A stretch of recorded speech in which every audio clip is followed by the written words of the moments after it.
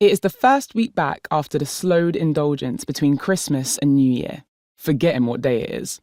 Movie marathons, vision board making, and impromptu gatherings with friends are no more. Instead, you're joining a stream of commuters at Woolwich Arsenal, lightly tapping your bank card on the Oyster reader, its coral hue standing out amidst the crowd. On the escalator, you do not stand, but walk briskly down the left-hand side, a stark contrast to the leisurely rhythm of the previous day.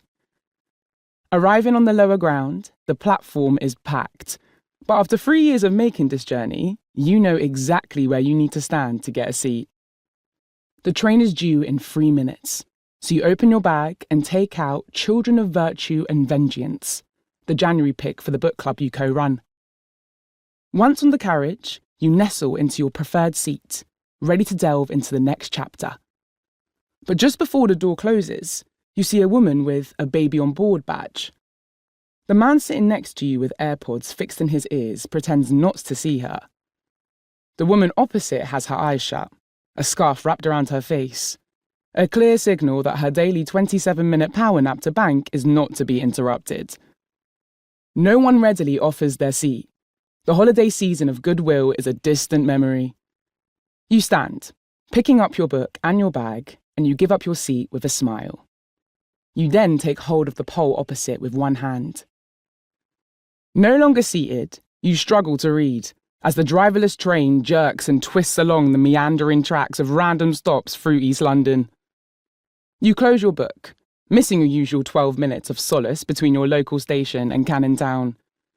Your eyes are taking in the outside views, dotted with dilapidated factories, when you spot a flash of red and orange on the far right of the carriage.